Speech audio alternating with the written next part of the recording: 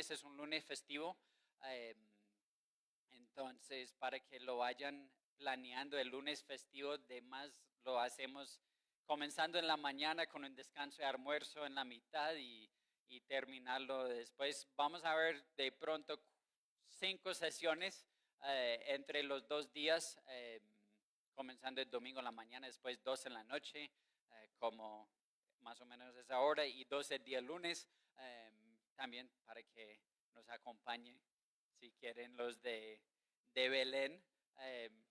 Bueno, si quiere traer toda la iglesia para la iglesia el domingo en la mañana, también está bien. Sería bueno una reunión entre 2 iglesias, o en la noche para el día lunes. Pero para que lo tengan en cuenta, vamos coordinándolo, iniciando, bueno, los planes y anunciando también. El segundo anuncio, para esta noche, tenemos 1 hora, que no es mucho. Realmente la idea es que vamos a intentar hacer todo lo que podamos. Si alargamos un poco más allá de las 7 y tú dices, no, yo tengo que salir a las 7 en punto, bienvenido. Puedes salir, nadie va a tomar ofensa por eso, ¿sí o no? Si hay que salir por otras cosas que ya tienes planeado, no hay ningún problema, no hay penitencia para los que salgan a las 7. Eh, pero no siendo más, oramos y entramos en eso. Señor, te amo, gracias por esa noche. Gracias por tu palabra que es viva, más cortante de cualquier espada de doble filo que penetre hasta el alma. Gracias porque tú has hecho esa obra en nosotros, nos has convencido del pecado, has traído la salvación a nuestras vidas mediante tu sacrificio en la cruz, Señor. Te pido, Dios, que nos ayudes esta noche en estudiar tu palabra, en estudiar un tema grande, tal vez complicado. Te pido que nos des entendimiento, que nos dé gracia también en todo lo que hacemos. Te amamos, Dios, en el nombre de Jesús. Amén. Bueno, para comenzar, simplemente quería mostrar un pequeño video de 30 segundos para divertirnos. Tal vez han visto la película.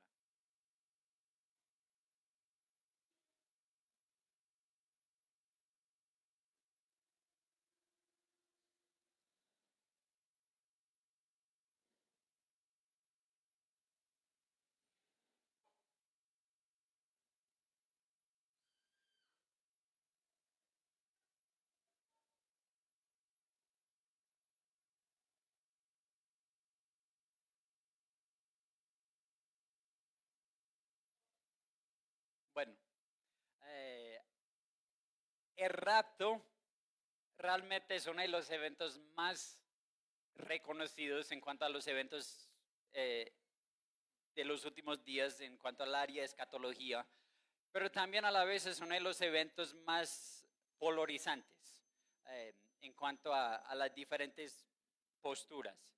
Hay videos sin conteo en YouTube, en TikTok, en todo lado, de gente enseñando cómo y cuándo va a ser el rapto.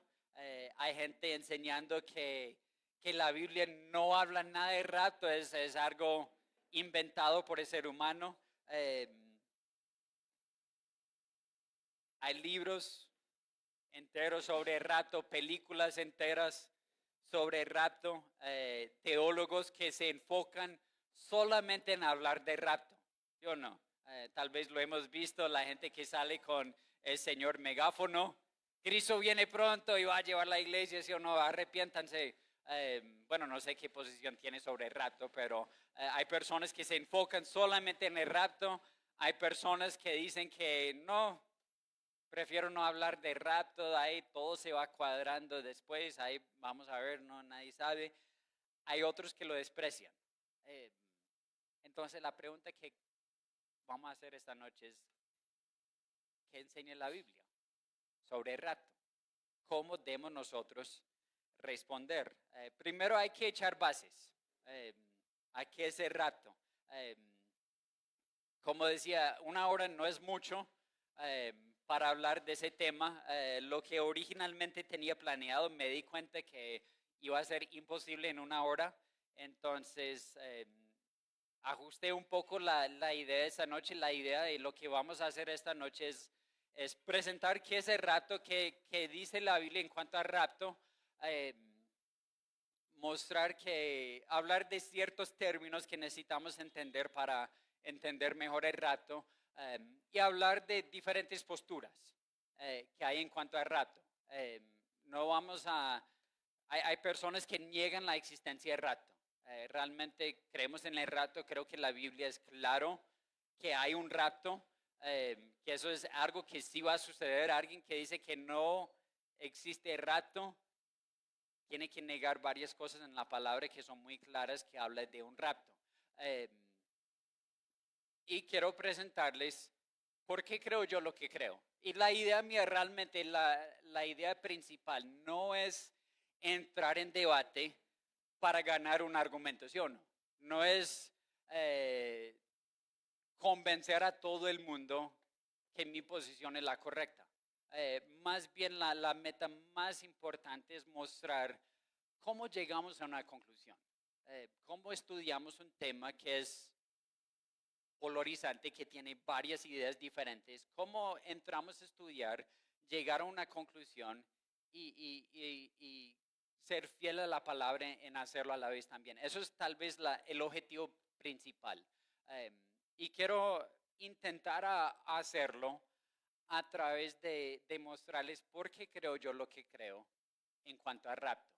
Eh, entonces, primero, rapto es una palabra en griega que es arpazo, que significa arrebatar, o en otros términos de remover de repente.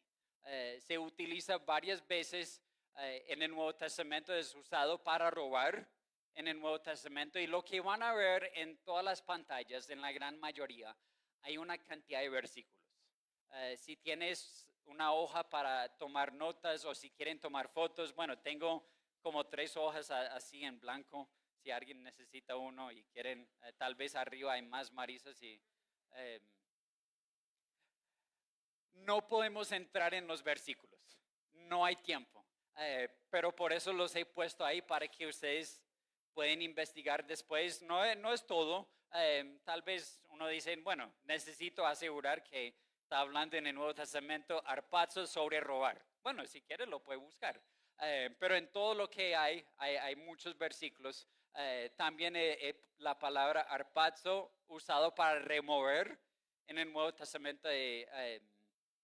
También es usado para la experiencia de Pablo en 2 Corintios 12, donde fue llevado al cielo, ¿sí o no? Hablaba de un hombre.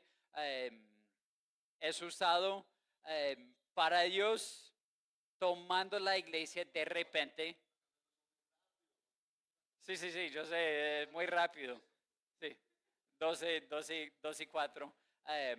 También es usado para Dios tomando la iglesia de repente del cielo a la tierra. Eso es uno de los pasajes principales de rapto, 1 Tesalonicenses 4, 16 a 17, que dice, pues el Señor mismo descenderá del cielo con voz de mando, con voz de arcángel y con trompeta de Dios, y los muertos en Cristo se levantarán primero. Entonces nosotros, los que estemos vivos y que permanezcamos, seremos arrebatados, ahí está la palabra, juntamente con ellos en las nubes al encuentro del Señor en el aire, y así estaremos con Él, con el Señor siempre. Es usado para hablar de ese evento de rapto, que Dios tomando la iglesia de la tierra al cielo.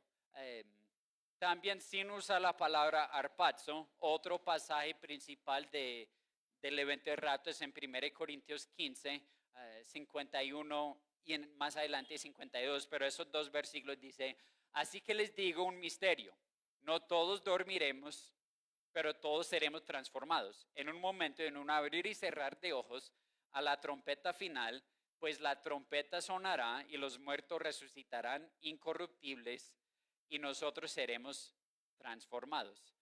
No utiliza la palabra arpazo, pero está hablando del mismo evento. La dificultad realmente en el rapto Bueno, como decía al principio, hay personas que dicen que el rapto no existe. No vamos a hablar tanto de eso, vamos a asumir que creemos que el rapto sí existe. Eh, Ir más allá eh, de eso. Eh, pero la dificultad con el rapto es que dentro de la palabra arpazo y los pasajes que hablan específicamente del rapto, no hay una indicación de tiempo o en qué momento va a suceder. Otro pasaje principal es Juan 14, 1 a 3. Pero como digo, la dificultad con el rapto es la Biblia no especifica en qué momento va a suceder. Eh, entonces, ¿qué tenemos que hacer nosotros? ¿Cómo? Bueno, estar preparados, pero para contestar la pregunta hay que investigar un poco más, ¿cierto? Hay que investigar un poco más en lo que dice la Biblia. eh, es llegar a los pasajes principales, pero tenemos que ir más allá también de solamente los pasajes principales de rapto. Y para ser buenos estudiantes y para formar una doctrina o una conclusión de lo que creemos sobre el rapto, lo que hacemos es tomar los pasajes principales, verlos, ¿sí o no? Exegetarlos, los pasajes principales, y después comparar y contrastar las implicaciones de una postura, de una creencia sobre los pasajes y preguntarnos qué implicaciones tiene lo que he concluido yo con el resto de la palabra de Dios. ¿Sí me entiende? Si tomo una posición de rapto, después tengo que preguntarme qué implicaciones tiene esto en cuanto a otras cosas en la Biblia. Para darles un ejemplo, lo que hablamos hoy en la iglesia hablando de la Santa Cena y diferentes posiciones de lo que significa el pan y la copa en cuanto a la iglesia católica, transubstanciación y todas esas palabras grandes, ¿sí o no? Si tomamos nosotros, vamos a jugar por un momento, ¿sí o no? Digamos que concluimos aquí que creemos en transubstanciación. Es decir, que el pan literalmente se convierte en el cuerpo de Cristo al tomar la Santa Cena. Y la copa literalmente se convierte en la sangre física de Jesús en cuanto a tomar la copa, ¿sí o no? Y en esa posición también incluye que es decir que la Santa Cena es capaz y efectiva para darnos gracia, ¿sí o no? Impartir la gracia a nuestras vidas. Tal vez llegamos a una conclusión por lo que vemos en un pasaje, ¿sí o no?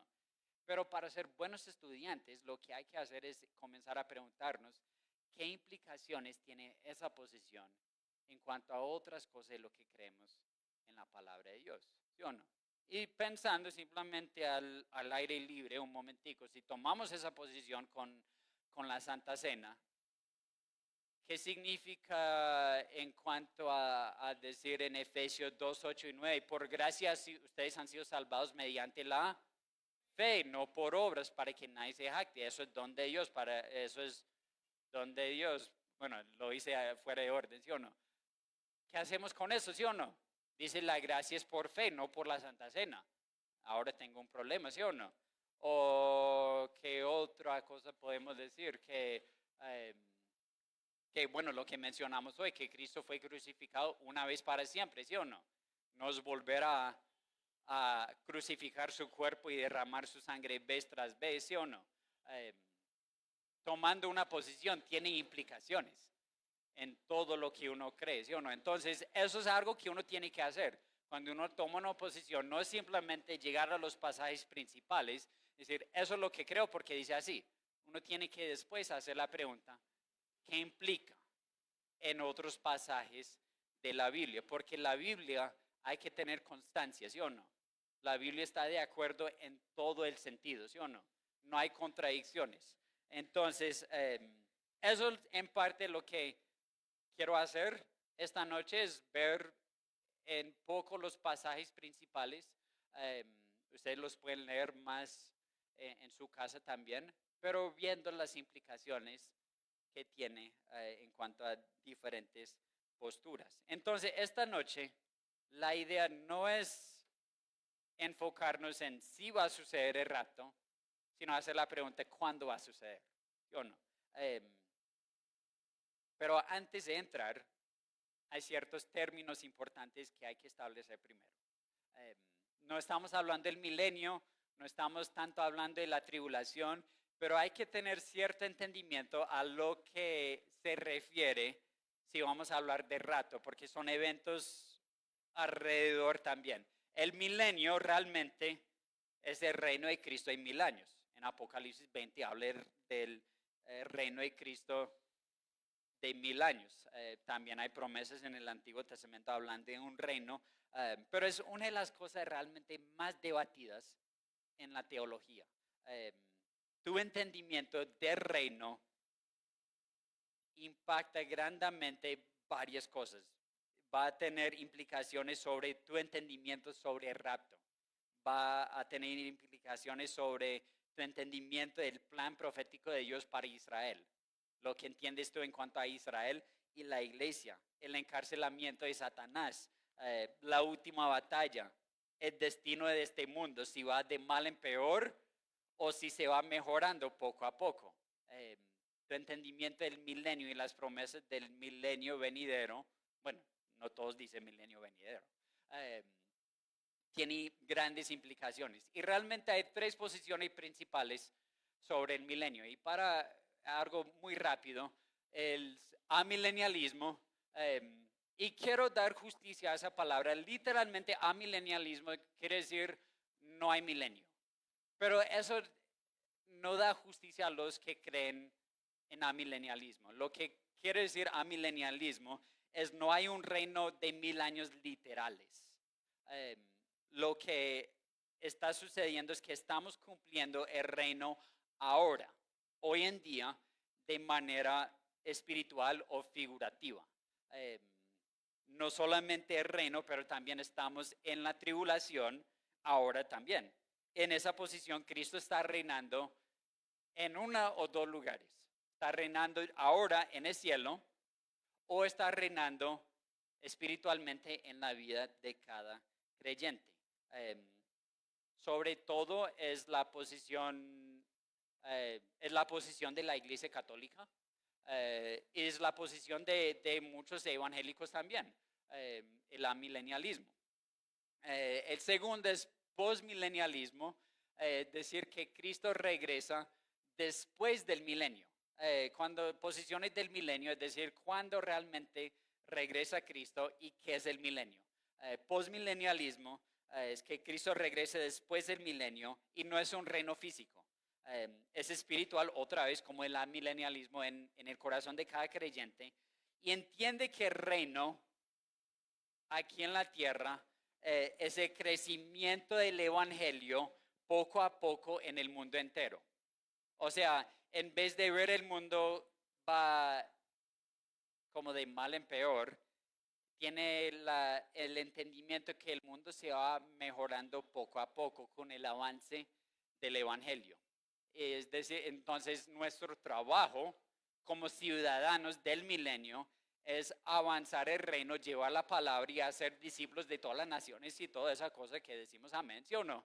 Pero en esa posición lo que dicen es que va mejorando el mundo y va a llegar un momento donde hay una era de oro del milenio y después de eso es nuestro trabajo preparar el reino para el regreso de Cristo. Entonces, Cristo regresa después del milenio. Eso es postmilenialismo. Lo vemos en la misma palabra, es post después del milenio. Y el otro es premilenialismo, realmente es la interpretación más literal de la escritura profética.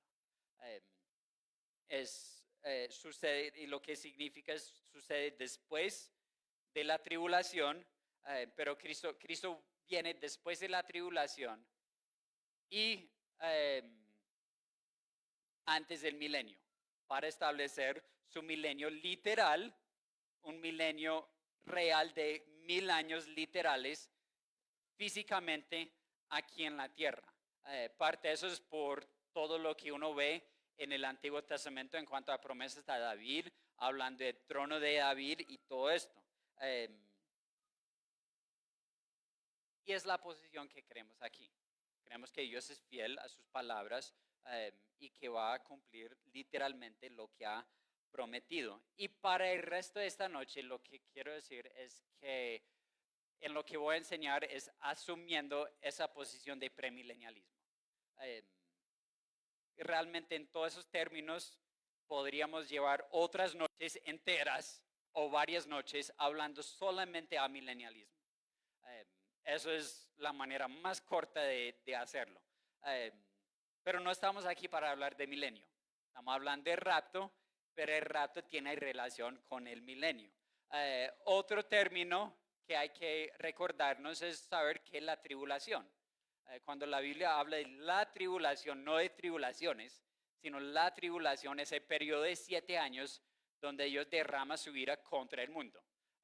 También conocido como la última semana de las 70 semanas de Daniel, en Daniel 9, 24 a 27. Tiene varios términos. Eso es lo que estuvimos viendo en Mateo 24 y 25 en el discurso olivético, ese periodo de la tribulación. Y a la mitad de la tribulación, el anticristo rompe su pacto con Israel para hacer la abominación de desolación. Realmente la Biblia divide la tribulación en dos partes, en dos periodos de 3 años y medio, primero y el segundo. Apocalipsis 6 a 19 son otros pasajes principales que hablan de los detalles sobre la tribulación. Ahora, como digo, estamos aquí esta noche para hablar de rapto. ¿Frenamos un poco o seguimos? ¿Sí? Bueno, listo. Realmente el rapto, hablando de rapto, hay 3 posiciones principales. Son 2 que la gran mayoría toman 1 y 2 posiciones, uno tercero que es un poco menos, y hay 2 posiciones de rapto que son un poco raros. Y eso no está contando los que lo niegan totalmente. Primero, y voy en orden de rapto, en orden de lo que creen. El primero es pretribulacional. Cuando hablamos de rapto, ya entendemos que el rapto es cuando Dios viene para llevar su iglesia, ¿sí o no? Llevar su iglesia de la tierra al cielo. Y si estamos hablando de pretribulacional, es decir, ¿cuándo sucede?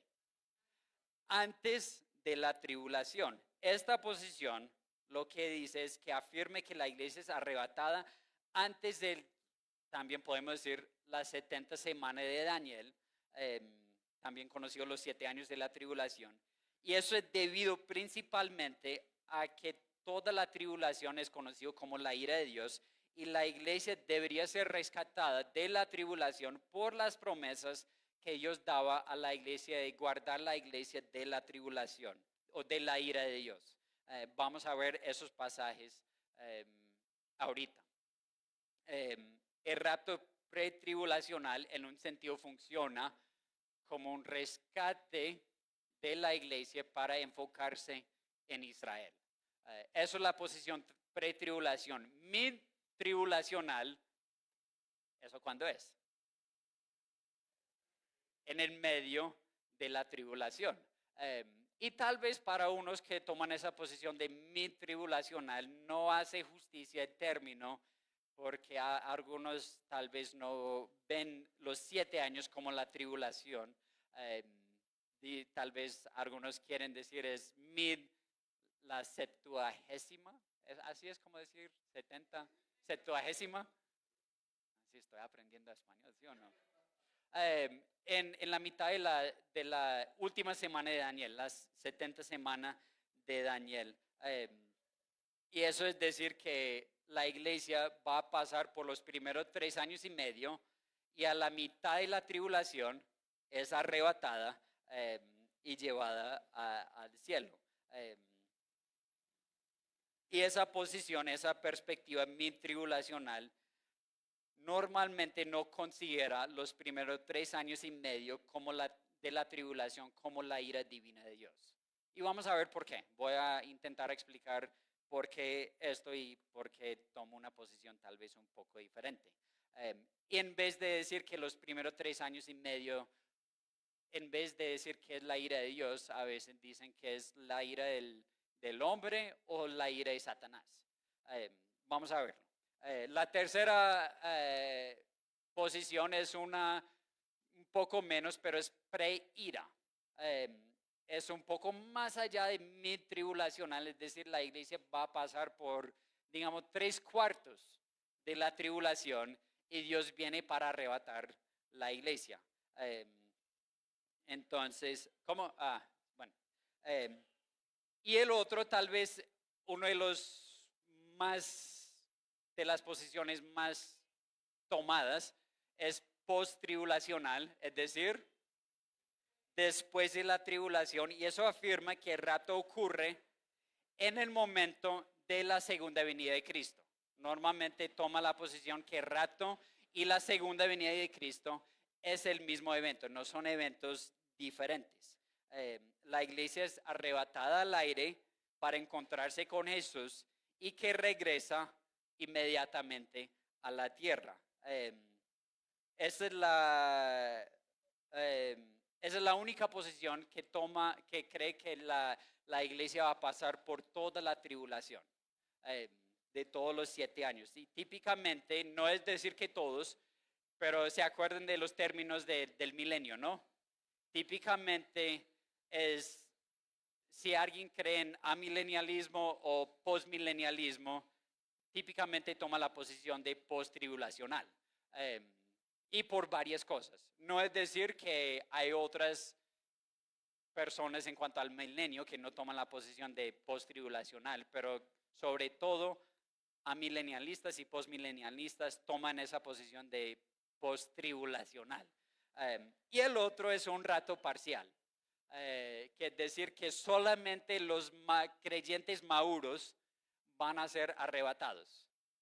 Y el tiempo puede variar, tal vez hay diferentes ratos a través de los 7 años. Entonces solamente los maduros. Entonces si algún día nos hace falta alguien aquí en la iglesia, tal vez tomamos una posición de rato parcial por un día y pensar, no, menos mal. O no fue creyente maduro, ¿sí o no? Esos son las posiciones principales. Sobre todo la gran mayoría, los dos posiciones más grandes es post-tribulacional y pretribulacional. Después sigue mid-tribulacional. Y la posición mía, lo que voy a intentar a defender y mostrar por la Biblia, porque creo yo en lo que creo, es una posición pretribulacional.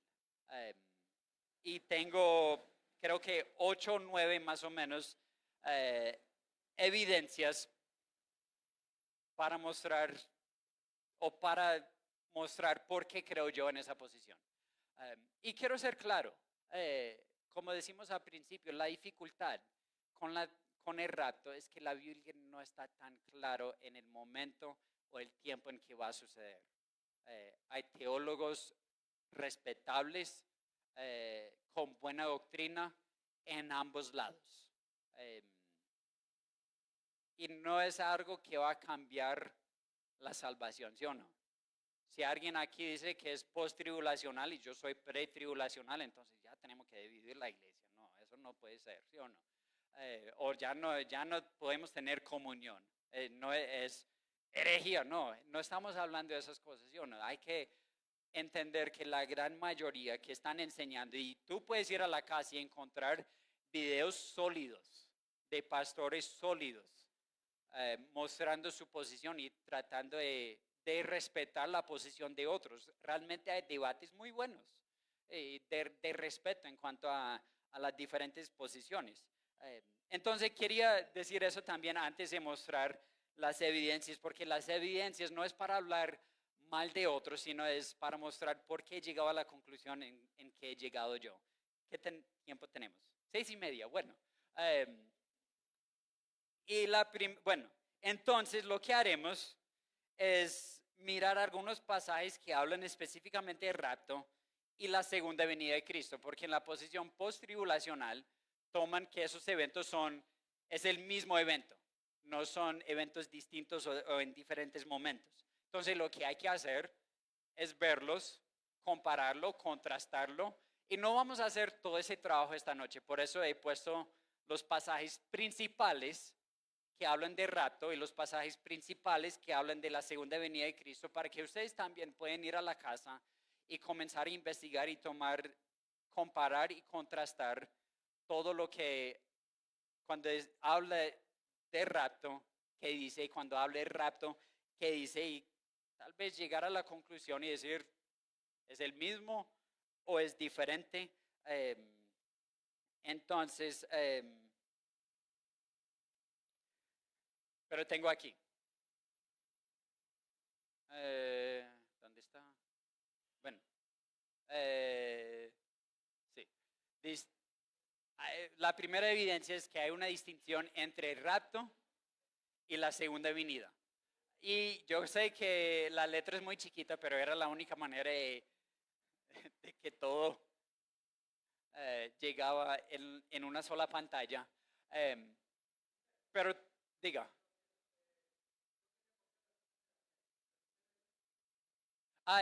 Bueno, cuando hablo de las 70 semanas de Daniel, es Daniel 9, 24 y 27.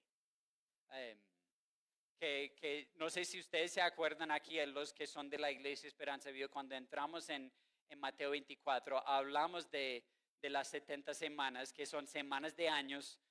Una semana son 7 años, entonces 70 semanas son 490 años, gracias, pero son 69 semanas primero, ¿sí o no? Que son 463 años, y después hay un periodo, un lapso de tiempo que no sabemos, que estamos en ese periodo ahora. Y la última semana es al final del tiempo, la tribulación, los 3 años, 2 tiempos de 3 años y medio, la última semana de Daniel. Vamos a hablar de eso ahorita. Pero en cuanto a los pasajes principales de rapto y los pasajes principales de la segunda venida de Cristo, yo creo que hay una clara distinción entre los dos eventos. Y son como, bueno, son 10 que he puesto ahí, tal vez son más, pero para resumirlo, en el rapto, los santos se encuentran con Cristo en el aire, ¿sí o no? Eso lo vemos en 1 Tesalonicenses. En la segunda venida de Cristo, en la segunda venida, el Señor desciende ¿a dónde? Al Monte de los Olivos, que bueno, ustedes estaban escuchando, están estudiando, buenos estudiantes, ¿sí o no? Uno es en el aire y el otro Cristo desciende al Monte de los Olivos. En el rato, la segunda, el Señor viene a bendecir a sus santos, traer a la culminación su salvación.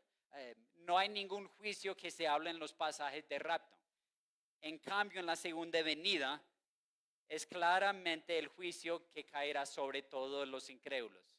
La segunda venida se trata del juicio. El rato se trata de bendición. En los pasajes de rato no hay mención, no se habla del milenio o un reino. Si es algo que va a suceder después, uno pensaría que el rato del milenio. Pero en cambio en la segunda venida todo se trata de establecer el reino de Dios. En el rapto ambos santos vivos y los que anteriormente murieron recibirán un cuerpo glorificado. ¿Sí o no? Pero en la segunda venida nadie recibe un cuerpo glorificado. No se habla de recibir un cuerpo glorificado. En el rapto, el quinto creo que vamos, el rapto ocurre antes de derramar la ira de Dios. En cambio en la segunda venida viene después.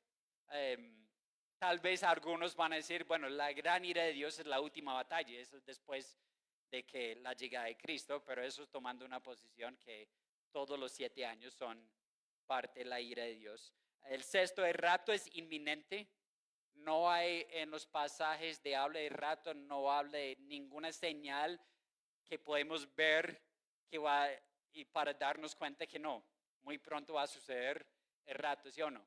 En cambio, en la segunda venida, como estábamos viendo en Mateo 24 y 25, que vimos una cantidad de señales tras señal, una siendo la abominación de desolación, él rompe el pacto del anticristo, ¿sí o no? Todas las de lo que hay señales para la segunda venida de Cristo. Tal vez tú estás diciendo, pero Peter, tú nos hablaste de el regreso de Cristo inminente, ¿sí o no? En Mateo 25. Pero hay que entender que el contexto de Mateo 24 y 25 es en el tiempo de la tribulación, ¿sí o no? Cuando pasen ya todas las señales de la tribulación, que podemos decir de regreso de Cristo, es inminente. Nadie sabe ni el día ni la hora, pero hay señales que nos va apuntando, ¿sí o no? Por eso podemos hablar de un regreso de Cristo inminente en referencia al rapto, pero después de la tribulación podemos decir que el regreso de Cristo es inminente, ¿sí o no? Hay que estar preparado. Por eso en las parábolas hay que poner las parábolas en el contexto, ¿sí o no? ¿Qué es la tribulación? Eso es importantísimo para entenderlo. ¿En qué vamos? ¿Séptimo? Séptimo. En el rapto el Señor regresa al cielo con sus santos. Él viene y lleva sus santos al cielo. En cambio, en la segunda venida, Cristo desciende y ¿dónde se queda? En la tierra, ¿no? Hay una diferencia. El octavo, en el rapto todos los santos serán removidos de la tierra. ¿Sí o no? Él viene para llevar sus santos, dejando por un momento solamente incrédulos aquí en la tierra. En cambio, en la segunda venida, son los incrédulos que son removidos de la tierra, dejando solamente los santos. ¿Dónde lo vimos? En Mateo 25. ¿Se acuerdan la parábola de las 10 vírgenes? 5 sabios prudentes, 5 insensatos, ¿sí o no? O la parábola de las ovejas y las cabras, hay una separación. Pero para el rapto es sacar los santos, en la segunda venida sacar los incrédulos. Y eso tiene implicaciones para otras cosas que veremos más adelante también. En el 9, dice resurrección antes. En 1 Tesalonicenses capítulo 4, hablando de rapto, es decir, que es la resurrección de los santos antes del rapto. En la segunda venida, en Apocalipsis 19 y 20, el orden es muy diferente. Lo que vemos es que Cristo desciende a la tierra, hay una batalla contra sus enemigos, lanza a la bestia y el falso profeta al lago de fuego, el encarcelamiento de Satanás. Y después en Apocalipsis 20 es una resurrección de los santos. El orden es muy diferente. Y como alguien que cree en un rapto pretribulacional, lo que digo es que son resurrecciones diferentes. No es la misma resurrección. De hecho, yo creo en varias resurrecciones. ¿Cómo? Hay otra resurrección. En la tribulación. Eso es como se habla de la primera resurrección. Y como digo, como yo creo en varias resurrecciones. Primero siendo Cristo las primicias de la resurrección, ¿sí o no? Eso es uno. En el rapto hay una resurrección de los que habían muerto antes. La primera resurrección en Apocalipsis 20. Y después de los 1000 años hay una resurrección de todos los incrédulos. La Biblia claramente habla que no todos van a resucitar a la misma vez, ¿sí o no? Pero todos seremos resucitados. Sin a cuál destino. Y por el último, para ponerlo ahí, pero no creo que tiene mucho peso en mostrarlo. Realmente en Mateo 24, hablando de la segunda venida de Cristo, son los ángeles que salen para reunir a los elegidos. En el rapto, en Juan 14, en 1 Tesalonicenses 4, Jesús es el que reúne a sus santos. Son algunas diferencias entre el rapto y la segunda venida. Ahora voy a decir que hay unas cosas que son similares en cuanto a venir en las nubes, en cuanto a trompetas. Creo que hay cosas que decir con trompetas. Creo que es tratar de conectar puntos donde es muy difícil establecer una relación entre trompetas, porque hay muchas trompetas en la Biblia y tienen diferentes funciones. Algunos es para traer juicio, algunos es para decir que viene un mensaje. Hay diferentes trompetas. Pero el ánimo es que ustedes vayan y comparan los pasajes. Pero a la luz de muchas diferencias, creo que mínimo podemos decir que es posible, o si no probable, que son dos eventos diferentes, ¿sí o no? Al ver las diferencias, mínimo uno tiene que reconocer que es posible, que son dos eventos diferentes. Eh, Ahora, como digo, hay personas que aún a la luz de la Biblia y sus estudios ven los eventos como el mismo evento y podemos respetar y tener comunión con hermanos en la fe y seguir glorificando a Dios. Pero si hay tanta diferencia, tal vez hay que comenzar a evaluar cuáles son las implicaciones en otros pasajes también, ¿sí o no? Si tomo la posición que yo tomo, ¿cómo va a afectar las otras cosas que dice la Biblia? Hay que evaluar las implicaciones de nuestra teología y doctrina. Entonces, otras evidencias para mostrar por qué creo yo en un rapto pretribulacional. Hable un rapto como un misterio. En 1 Corintios 15, versículo 51 específicamente, dice, así que les digo un misterio, algo que previamente no fue revelado. No lo encontramos hasta que Pablo comienza a hablar de rapto en 1 Corintios y después en los libros de Tesalonicenses. Así que les digo un misterio, no todos dormiremos, pero todos seremos transformados. En un momento, en un abrir y cerrar de ojos a trompeta final, pues la trompeta sonará y los muertos resucitarán incorruptibles y nosotros seremos transformados. Pero en ningún momento hable de la segunda venida de Cristo como un misterio. Desde el Antiguo Testamento iba hablando del reino de Cristo, ¿sí o no? De un reino y aunque no todo fue revelado, es más claro por otras cosas que tenemos en el Nuevo Testamento, pero no era un misterio de algo totalmente escondido, ¿sí o no?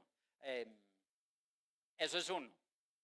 La tercera evidencia, y tal vez pasamos un poco más tiempo en eso, es donde hable guardado de la ira venidera. Son tres pasajes principales que habla de esto. Uno es en Apocalipsis 3:10, dice, hablan de las cartas a las 7 iglesias y creemos que eso tiene aplicaciones para nosotros mismos. Sí, fueron cartas escritas a iglesias específicas, pero también las cartas de Pablo y entendemos que la palabra es para todo creyente, ¿sí o no? Hay que entenderlo en el contexto para saber cómo aplicarlo. Pero una evidencia y una razón por qué creo en una pretribulacional es que Cristo lleva a la iglesia antes de la tribulación, es por las promesas de guardar sus santos de la ira de Dios. Y en Apocalipsis 3:20 dice, porque has guardado la palabra de mi perseverancia, yo también te guardaré de la hora de la prueba, esa hora que está por venir. Y mire esto, sobre todo el mundo. ¿Sí o no? Eso es donde comenzamos a ver una hora específica, una prueba que vendrá sobre todo el mundo, no simplemente una región, sino una hora de prueba sobre todo el mundo. Y dice, para poner a prueba a los que habitan sobre la tierra. Eso es una de las promesas. Y bueno, tal vez una pregunta que yo hago es, si Cristo, si en una posición post-tribulacional, es que Cristo viene para llevar la iglesia justo antes de la última batalla para volver con ellos después, ¿por qué no dejarlos en la batalla también? Si lo has guardado por todos los 7 años, ¿por qué no lo guarden en la última batalla? Simplemente una pregunta. Pero otro pasaje es decir, en 1 Tesalonicenses 1:10, y esperar de los cielos a su Hijo, al cual resucitó de entre los muertos, es decir, a Jesús, quien nos libre de la ira venidera. Y tal vez tú dices, bueno, eso es la ira de Dios sobre el pecado. Pero creo que hay que entender un poco mejor, ¿sí o no? Porque está diciendo que nos va a librar de la ira venidera. La venida de Cristo, ¿sí o no? Por sus santos. ¿Qué nos libra de la ira de Dios por el pecado? Es su muerte en la cruz, ¿sí o no? si podemos ser librados de una ira venidera, ¿sí o no? Obviamente lo único que nos puede salvar del infierno es Cristo por su obra en la cruz. Pero hablando de su venida para guardar sus santos es por una ira tal vez diferente, una ira específica.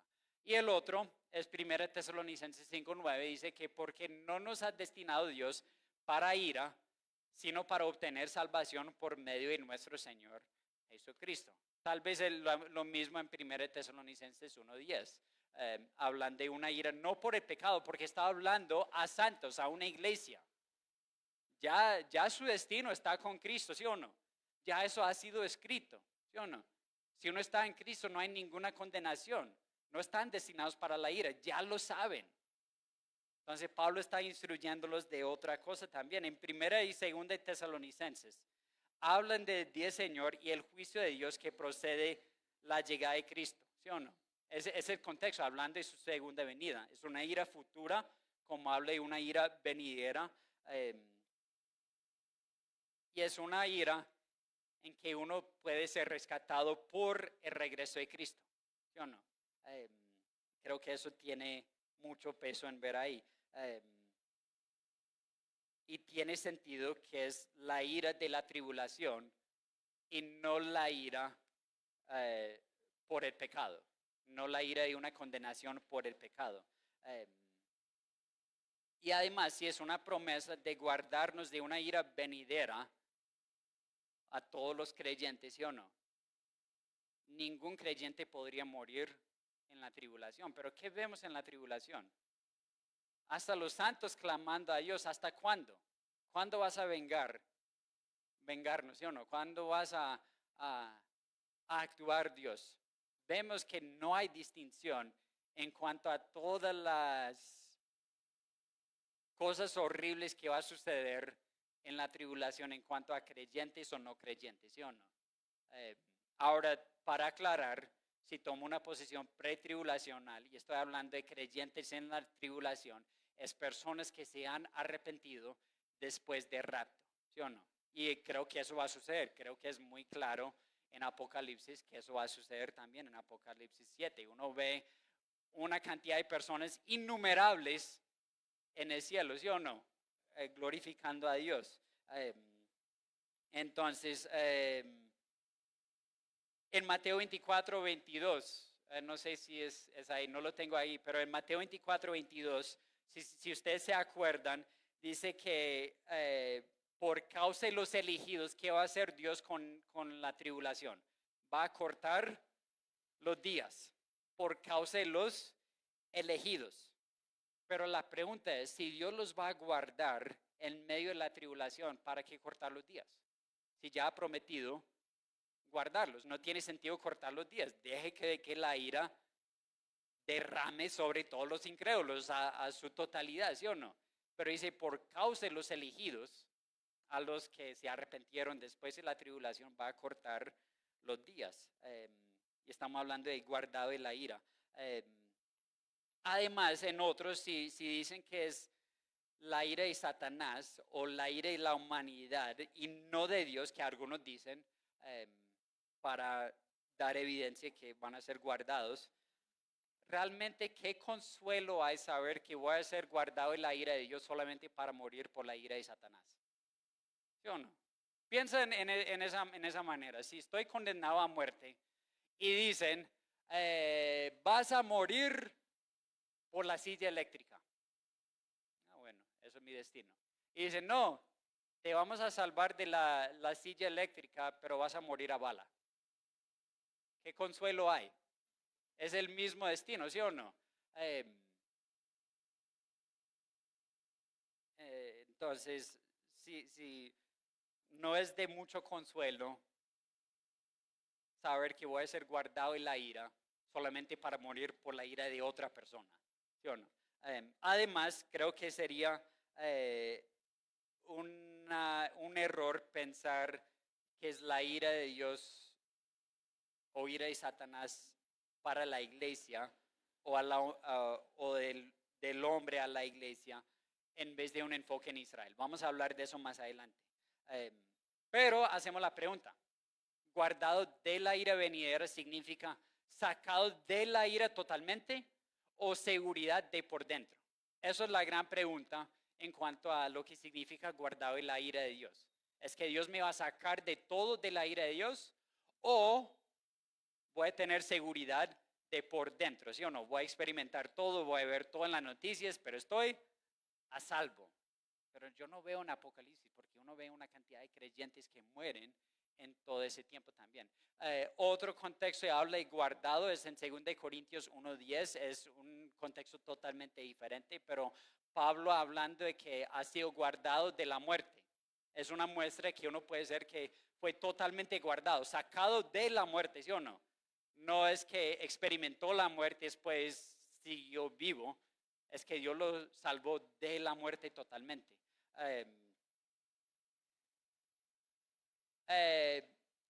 La cuarta evidencia, ¿cómo vamos?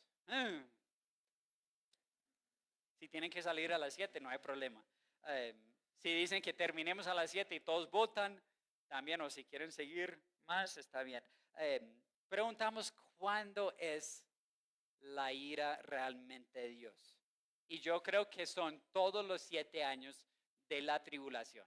Hacen parte de la ira de Dios. No podemos decir que son 3 años y medio que es ira de hombre a Satanás y solamente los últimos 3 años y medio es la ira de Dios, o como otros dicen es la culminación de la ira en la última batalla o el juicio de Dios sobre todos los incrédulos. Es porque vemos una ira derramada sin distinción. Vemos la última semana de Daniel como una unidad, algo que vemos, bueno, para resumirlo aquí, en una posición post-tribulacional, dicen que la ira completa de Dios es derramada al final de la tribulación, después del rapto, cuando Dios juzga a los incrédulos. Entonces, la ira es en referencia al juicio final. Y dicen que no todo es de Dios, algunas cosas son naturales o vienen de Satanás. Sobre todo, en una posición mid-tribulacional, tienden a decir que solamente la segunda mitad de la tribulación es la ira de Dios. Pero quiero decir que creo que debemos entender que es todos los 7 años, en parte, por lo que decía al principio, es una ira derramada sin distinción de personas. Es la última semana, es una unidad. Cuando hablando de Daniel 7, habla de la última semana. Es una unidad.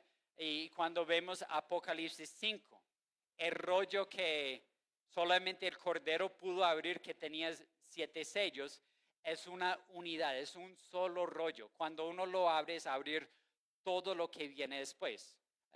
Son los 7 sellos, y en el séptimo sello, eso abre las trompetas, y la séptima trompeta abre las copas. O tengo las copas y las trompetas al revés, no me acuerdo.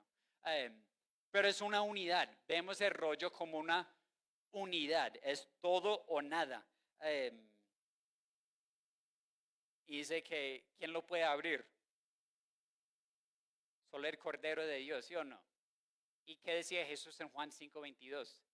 El Padre no juzga a nadie, sino me ha dado a mí todo juicio, ¿sí o no? Es a Él.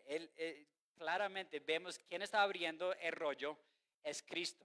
Y es un testamento de Cristo para el mundo, es la herencia del mundo, ¿sí o no? Y Él está abriendo todo, no es Satanás abriendo el rollo, no es la humanidad abriendo el rollo, es Cristo abriendo el rollo. Además, en Apocalipsis 6, en los últimos versículos, cuando están solamente los sellos, que normalmente creemos que los sellos son lo que sucede en los primeros 3 años y medio, dice al final, los reyes de la tierra, los grandes, los comandantes, los ricos, los poderosos, todos los siervos y todos libres se escondieron en las cuevas y entre las peñas de los montes y decían a los montes y a las peñas, caigan sobre nosotros, escóndanos de la presencia de aquel que está sentado en el trono y de la ira del Cordero. Es que vemos que está hablando de los sellos como ya la ira del Cordero, no está esperando, no está diciendo que la ira de Satanás o la ira de la humanidad, es la ira del Cordero que ya estaba siendo desplegada sobre el mundo. Porque ha llegado el gran día y la ira de ellos. ¿Y quién podrá sostenerse? Eh, Veo la evidencia que todos los 7 años es la ira de Dios. Y otra cosa, los juicios iniciales, incluyen hambre, pestilencia, bestias, espada, en Mateo 24, 4 a 14, en Apocalipsis 6. Y en Ezequiel 14, 21, indica que son expresiones de la ira de Dios. Un argumento de decir que no es la ira de Dios es porque son cosas naturales. Son plagas, son terremotos o el aire de la humanidad porque son guerras. Pero en Ezequiel 14, 21 vemos que la Biblia habla de esto como la ira de Dios. Son expresiones de su ira. Y todos los demás versículos tal vez no mencionan los 4, pero menciona una u otra en todos esos versículos. Pero en Ezequiel 14, 21 dice eso, porque así dice el Señor: cuánto más cuando yo envíe mis 4 terribles juicios contra Jerusalén: espada, hambre, fieras y plaga, para exterminar de ella hombres y animales. Aún las cosas naturales, aún las artimañas del diablo, Dios puede utilizar para implementar su ira. Y vemos que todo es la ira de Dios. Siguiendo. La quinta evidencia. No hay mención de la iglesia en Apocalipsis 6 al 18. Tal vez algunos van a decir, eso es un argumento de silencio. Y sí, tiene razón. Es un argumento de decir que porque la Biblia no lo dice, no está ahí. Entiendo lo que significa esto, pero creo que tiene validez mirarlo por lo menos, ¿sí o no? Pero ¿por qué digo que es un argumento de silencio? Porque también reconocemos que otros utilizan esa misma táctica para hablar de nosotros, ¿sí o no? Los testigos de Jehová que dicen, no, la Biblia nunca dice la palabra Trinidad. Bueno, porque no lo dice significa que no está ahí. No necesariamente, ¿sí o no? Pero es nuestra obligación. Si yo voy a decir que la iglesia no está ahí, es mi obligación mostrarlo, ¿sí o no? Y eso es lo que creo que vemos. La iglesia está mencionada muchas veces en Apocalipsis. En los primeros 3 capítulos, todo es de la iglesia, 19 veces. Y una vez más en 22, que era versículo 16, menciona la iglesia o la esposa de Dios, la esposa del Cordero. Vemos una desaparición de la mención de la iglesia en todo lo que es Apocalipsis 6 al 18, donde son las 70, la última semana de Daniel, o los 7 años de la tribulación. Y también en eso no hay instrucción en todo el Nuevo Testamento para la iglesia de cómo vivir en la tribulación. ¿Sí o no? Quiero enfatizar la diferencia. En la tribulación, cuando estamos hablando de los 7 años de la tribulación, no hay ninguna instrucción de cómo debemos vivir en ese tiempo en todas las cartas de Pablo. ¿Sí o no? Pero, obviamente, hay instrucciones para la iglesia cómo vivir en tribulaciones. ¿Sí o no? Hay advertencias sobre error venidero, falsos profetas. Hay advertencias contra una vida impía. Hay exhortaciones a los creyentes para perseverar en medio de la tribulación presente, dice así, pero no de una tribulación venidera. No sé si había más. Sin embargo, hay silencio absoluto en cuanto a vivir en la tribulación. Y creo que es en lo que veo yo es porque la iglesia no está ahí. No hay mención de la iglesia en todo eso. Es 19 veces en 3 capítulos. Y de repente se corta. Ya no hay mención de la iglesia. Y eso tiene algo que ver con otro punto. Pero vamos a llegar a eso en un par. En Juan 14, 1 a 3, se entiende mejor con un rato pretribulacional. Creo que tengo aquí no lo tengo. Pero ¿qué dice ¿Qué decía Jesús en Juan 14? ¿Ustedes se acuerdan? 1 a 3. Iré a preparar un lugar porque en la casa de mi Padre hay muchas moradas. Entonces entendemos cuando habla de dónde está su Padre, ¿dónde está su Padre? En el cielo, ¿sí o no? Y yo, si me voy, volveré para llevármelos conmigo para que ¿en dónde? En el cielo, ¿dónde está su Padre, sí o no? ¿Cómo podemos entender eso, explicarlo con una postura post-tribulacional, ¿sí o no? Tal vez se puede entender con una postura mid-tribulacional porque se van por 3 años y medio, pero dice hay una permanencia por un tiempo en el cielo con el Padre, ¿sí o no? ¿Cómo puede suceder si simplemente somos arrebatados para volver inmediatamente? Creo que es más difícil explicar ese pasaje con una posición diferente. Séptimo, problemas con un rapto post-tribulacional. Primero, la separación de las ovejas y las cabras pierde sentido. Esa parábola de la separación de las cabras y las ovejas no tiene sentido. Si el rapto es para quitar todos los creyentes, dejando solamente los incrédulos, ¿a quién va a separar Dios en ese momento, sí o no? Si el rapto es justo antes de la última batalla, dejando solo incrédulos, ¿quién se queda? Solamente incrédulos. ¿Quién está separando ahí? Pierde sentido, pienso yo. Si hubiera rapto al final de la tribulación, ya no habrá ovejas. Todos fueron arrebatados. No habrá tiempo para que se arrepintieran, para entrar en el reino milenio. En el reino milenio, hable matrimonios y nacimientos. En Isaías 65 principalmente, en Apocalipsis 27, en Zacarías 14, hablando de las naciones llegando como si fuera la vida normal, cotidiano, pero parece que veremos matrimonios y nacimientos en la tribulación. Entonces la pregunta es, si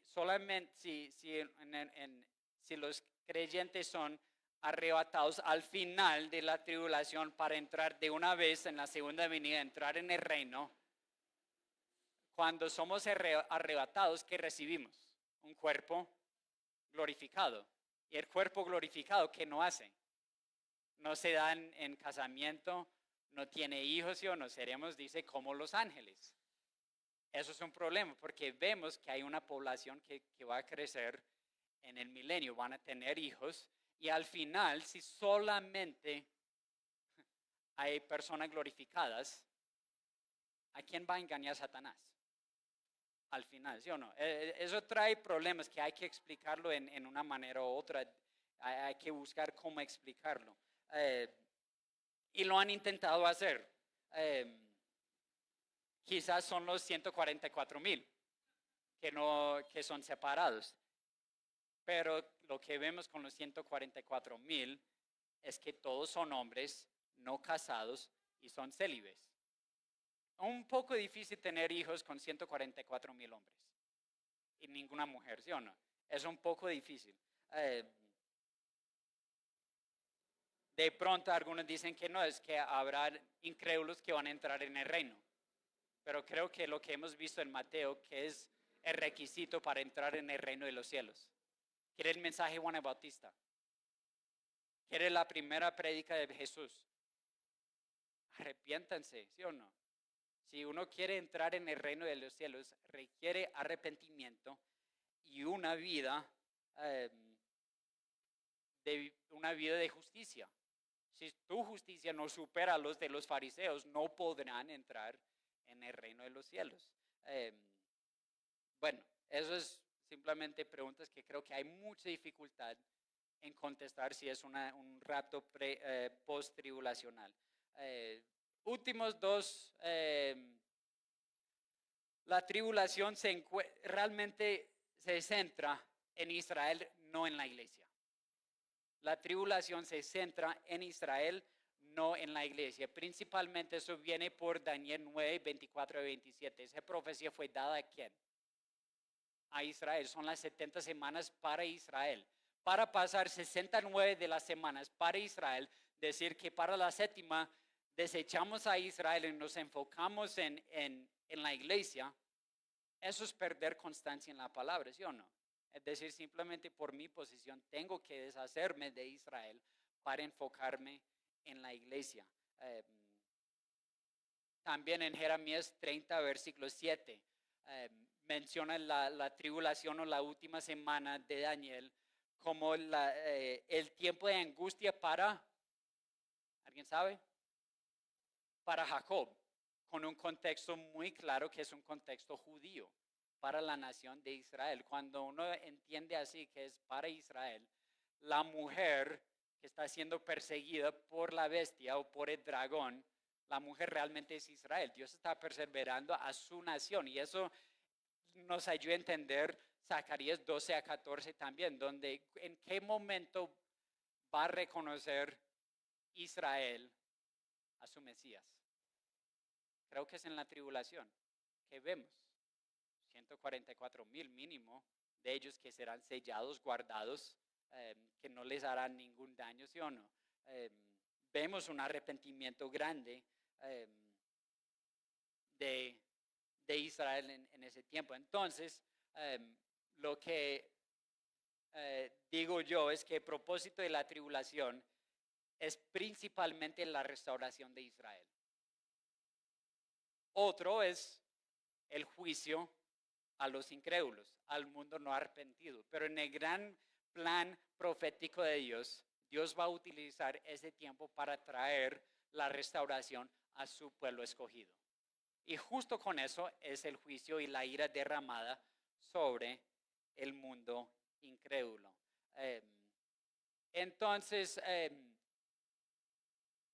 espero haber dado un poco de justicia y no hablando abajo a otras posiciones, simplemente tratando de mostrar por qué creo yo en la posición que tengo yo en una pretribulacional y presentar cuáles son las dificultades que yo tengo con otras posiciones. Y para resumirlo, mis dificultades con una posición post-tribulacional es la necesidad de cuerpos no glorificados en el milenio.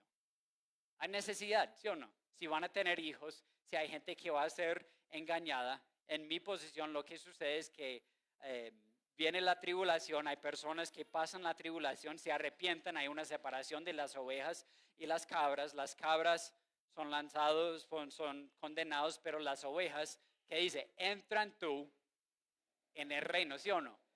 Entran sin un cuerpo glorificado, ¿sí o no? Y van a tener hijos, van a comenzar a tener hijos, y esos hijos no nacen creyentes, ¿sí o no? Tienen que tomar una decisión por sí también, y parece que los hijos de los que entran en el milenio son, no todos, porque tal vez varios van a seguir a Cristo también, pero algunos no, y Satanás viene para engañar los que nacen en el milenio, y tiene mucho tiempo para crecer una población de personas nacidas en el milenio, si son 1000 años, ¿sí o no? ¿Cuánto puede crecer la población en 1000 años? Mucho, ¿sí o no? Entonces, eso es uno. Segundo, el problema de guardados de la ira, ya mencionándolo, eso simplemente resumen.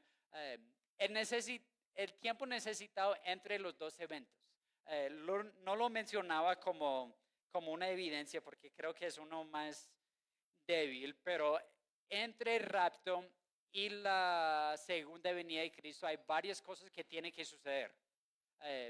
Son las recompensas para el creyente, que es el tribunal de Cristo, la cena del Cordero. Son eventos que van a suceder entre el rapto y la segunda venida. Entonces requiere tiempo para eso también. Y salvación para personas después del rapto, si es una posición pretribulacional. También comienza a perder la distinción entre Israel y la iglesia, con una posición post-tribulacional. y yo estoy firme que Dios es fiel a sus promesas y todavía tiene un plan profético para su pueblo escogido. Eh, Realmente también comienza una hermenéutica literal y alegórico, una mezcla de diferentes cosas, de entender algunas cosas literales y algunas cosas simbólicas en cuanto a los números, y eso pone la autoridad sobre nosotros para tomar la decisión cuál es literal, cuál no. Y lo último es la inminencia del rapto. No hay señales necesitados para el rapto. Algunas similares para mi tribulacional. Falta de claridad en los pasajes que hablan de los eventos en la mitad de los 7 años. Si es un rapto en la mitad de los 7 años, sabemos claramente lo que va a suceder en la mitad de los 7 años. La Biblia es claro, es una abominación de desolación. Pero donde los pasajes hablan de la mitad, no habla de rapto.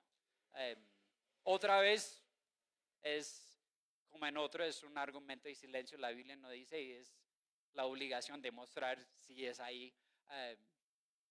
Creo que la ira de Dios es claramente presente en todos los 7 años, no en solamente una parte. Se pierde también la inminencia.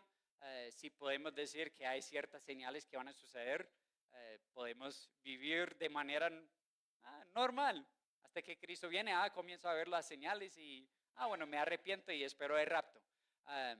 Y se pierde la consolación de estar guardados de la ira en las dos. Entonces, la conclusión. Terminando con eso, ya no tanto tiempo más, 7:15, ¿y vamos bien, sí o no?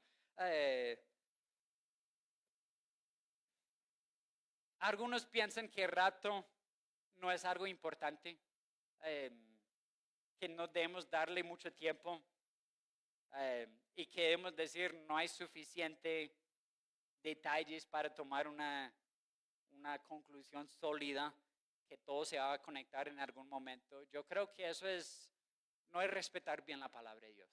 Yo no.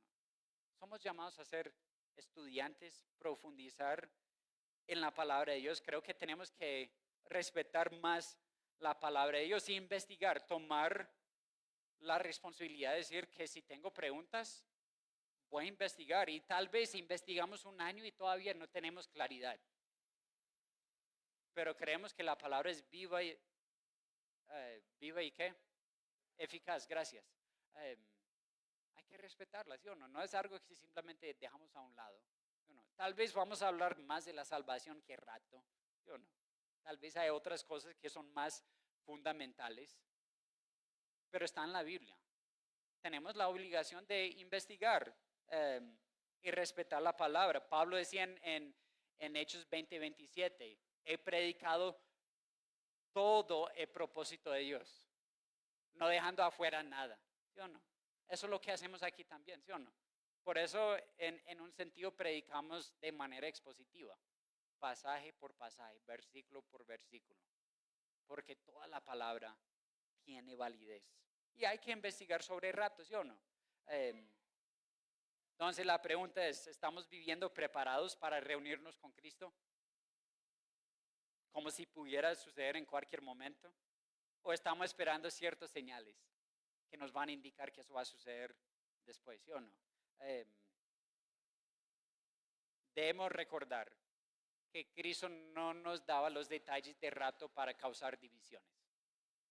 Tal vez hay personas aquí que tienen posiciones diferentes, pero no es una de las doctrinas fundamentales, ¿sí o no? Si alguien aquí dice que Cristo no era Dios, así tenemos problemas, ¿sí o no? Si alguien dice que la salvación es por Cristo y por obras, así tenemos problemas, ¿sí o no?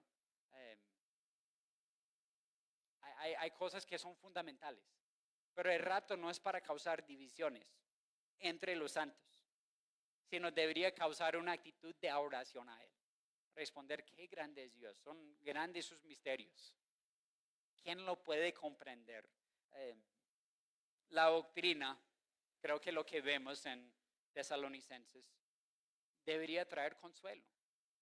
Consuelo que somos de Dios. Debería traer ánimo, no hostilidad, no peleas, ¿cierto? Entonces, quiero terminar con esto, la conclusión. El que testifica de esas cosas dice, sí, venga pronto. Amén, ven Señor Jesús. Y la gracia del Señor Jesús sea con todos. Eso debería ser nuestra actitud. Que Cristo venga pronto, ¿o no? Para que estemos con Él. Déjame orar, porque quiero orar después de esto. Y si hay alguna pregunta, tal vez si alguien tiene que salir otra vez, Camilo no se va a ofender, yo sí. No, mentira. Oramos. Dios, te amo, gracias por esa noche. Confieso, Dios, que yo no soy experto en el rapto, pero tú nos llamas a estudiar tu palabra, profundizar. Eran de manera más digna la gente de Berea porque profundizaban en la palabra para asegurar de lo que hasta decía Pablo era cierto. Que seamos estudiantes de tu palabra, Señor. Todos los días, si tenemos preguntas, no simplemente que no tengamos una actitud de decir que, no es tan importante y no importa, sino enaltecer tu palabra, tener la valentía para investigar, tener una actitud de aprendizaje si nos damos cuenta que tal vez estaba equivocado, estar dispuesto a decir que no. Ya entiendo de manera diferente porque tú me has revelado, Señor. Gracias por tus promesas, que tú volverás y vamos a estar contigo para siempre. Gracias por morir en la cruz, por nuestros pecados y en el nombre de Jesús. Amén. ¿Alguna pregunta? ¿Dudas? Bueno, comenzando aquí. No, y no voy a decir que tengo todas las preguntas porque estoy lejos de eso.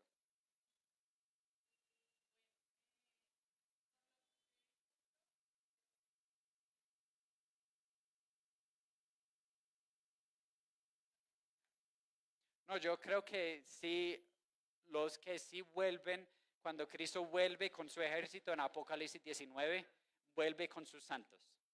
Sí, y en un sentido hay una mezcla de personas glorificadas y no glorificadas aquí en la tierra.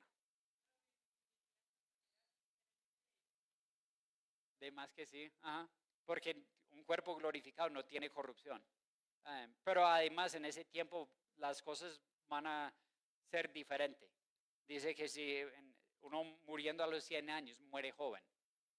Y uno tiene que pensar sin la influencia de Satanás, porque va a estar encarcelado por 1000 años, sin ninguna influencia demoníaca, gracias, yo sabía que no era correcto, pero no sabía qué decir. Sin ninguna influencia de Satanás, mejor dicho. Y con Cristo reinando sobre todo el mundo, eso va a ser un mundo muy diferente. ¿Yo no? Pero aún en esto, creo que van a haber incrédulos. Y eso es algo increíble. Si cuando termine los 1000 años dice que va a ser suelto una vez más con un engaño más a las naciones, para engañar a las naciones. Y eso es donde vemos que Dios tiene plan no solamente para Israel o para la iglesia, es un plan para las naciones. Eso comenzaba desde Abraham, que Dios había escogido a Abraham para bendecir a las naciones, ¿sí o no?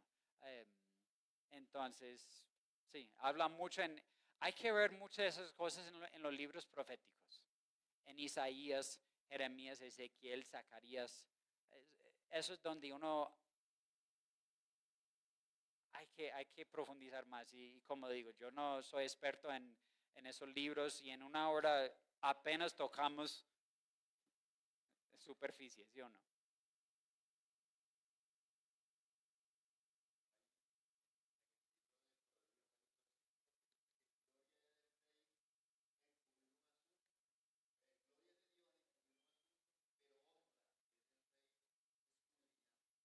Mm,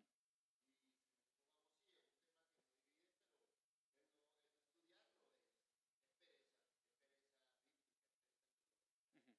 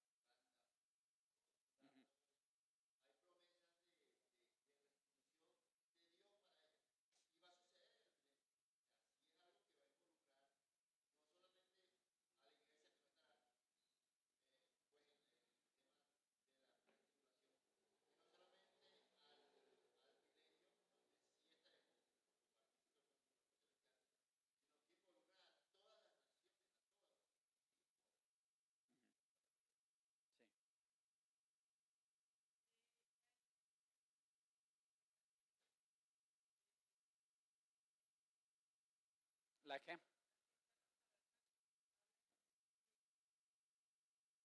Ok.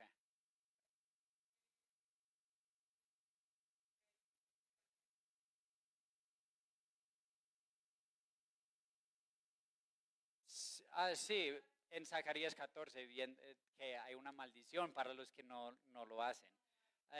Y Zacarías 14 es claramente en el reino. Entonces, de Zacarías 14, tal vez no voy a responder tanto a la pregunta porque no sé cómo será, eh, pero sé que Zacarías 14 es uno de los pasajes más difíciles en cuanto a los capítulos proféticos. Creo que era Martín Lutero, sí, que dijo de Zacarías 14 cuando él había hecho una, eh, ¿cómo se llama el libro? Un libro de la Biblia donde hay muchas notas de estudio, un comentario, sí.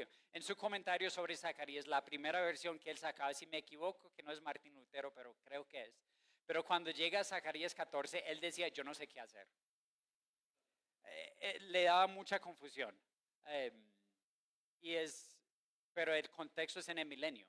Eh, que Cristo viene y hable de las naciones y habrá eh, maldición para los que no obedecen, porque ¿quién está reinando? ¿Quién es el rey en ese momento? Es Cristo. Eh, ¿Cómo será esa celebración de los tabernáculos? No sé, no lo he estudiado realmente. Ah, ah, sí. ¿Alguien más? ¿Otra pregunta? Tal vez hay muchas. ¿Cómo? Yo creo que sí.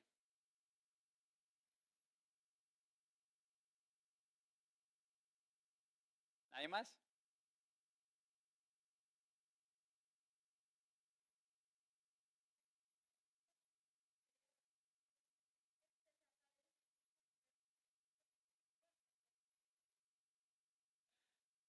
Eh, Simplemente es una película de cómo alguien lo está imaginando. Eh, Porque toma pasajes que en un abrir y encerrar de ojos seremos transformados, eh, arrebatados, es por esa palabra que arrebatar y rato, arpazo, es un algo removido de repente, ¿sí o no? No es algo lento para encontrarnos con Cristo en el aire. Es una manera que alguien lo ha pintado en la película.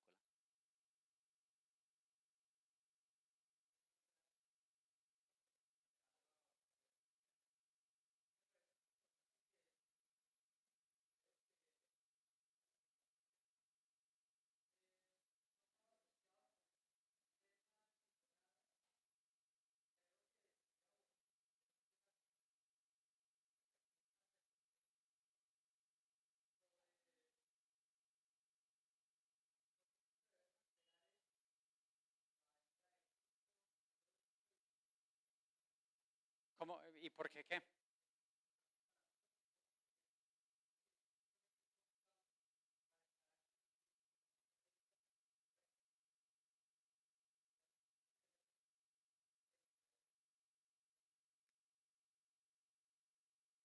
No, creo.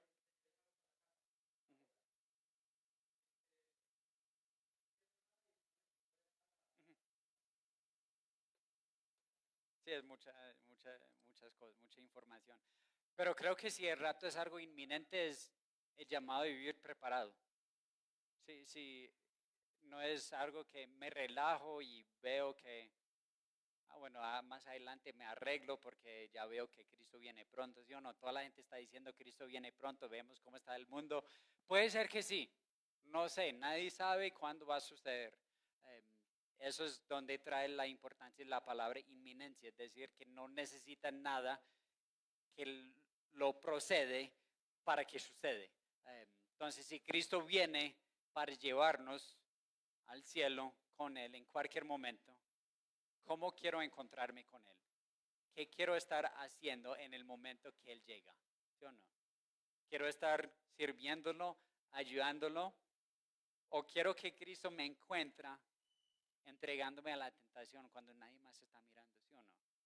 eso sería como una pesadilla, ¿sí o no? Eso sería, y tal vez es motivo de pensar que Cristo puede venir en cualquier momento. ¿Cómo quiero que Él encuentre su casa? Eso es como, no me acuerdo cuál es el pasaje exactamente, pero la casa arreglada, ¿sí o no? Cuando los padres se van y dicen que ahora volvemos, uno no sabe en qué momento van a volver, pero dicen, hay que lavar los platos, hay que tender la cama, hay que arreglar la casa, y si uno no tiene la casa arreglada, ¿qué pasa? La pela, ¿sí o no? Es decir, que en ese momento ya hay una pela. Tal vez no, porque dice no hay ninguna condenación para los que están en Cristo, ¿sí o no? Pero el motivo de vivir para Él es porque Él puede venir cualquier momento, ¿sí o no? Y queremos estar preparados. Sí,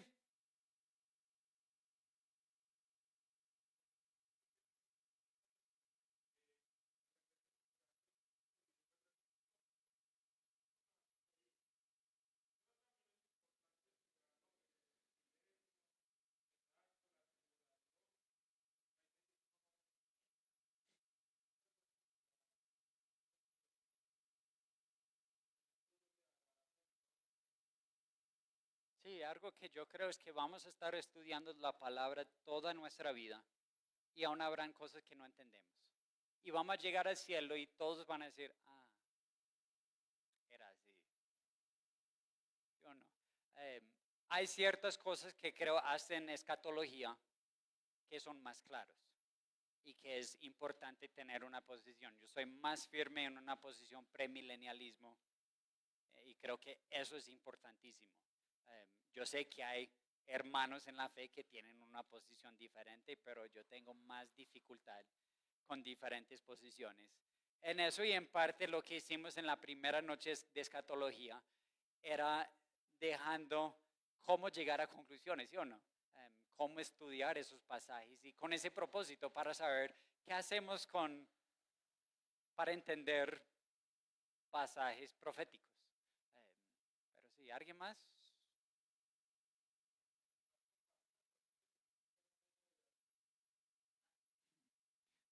El rato pasear, ¿sí o no?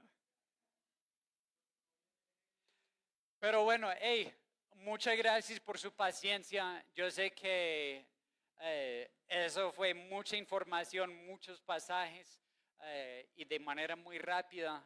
Yo estoy abierto a conversar y hablar más. Y como digo, yo no tengo todas las respuestas, eh, pero queremos ser buenos estudiantes de la palabra de Dios y espero más adelante eh, volver a tocar diferentes temas. Creo que Mateo 24 y 25 nos dio antojos eh, de hablar sobre ciertos temas eh, escatológicos eh, por estudiarlo así. Y es bueno, ¿sí o no? Y como decimos la primera vez, escatología no es toda la teología, pero es una parte, ¿sí o no? Tenemos que entender, tenemos que estudiar, no lo podemos olvidar, pero no es la culminación de todo tampoco, ¿sí o no? Es una parte, queremos ser fiel a toda la palabra de Dios. Eh, entonces, muchas gracias, espero que todos descansen, que pueden llegar a la casa y pensar, evaluar, investigar más. Pero sí, feliz noche, Dios les bendiga.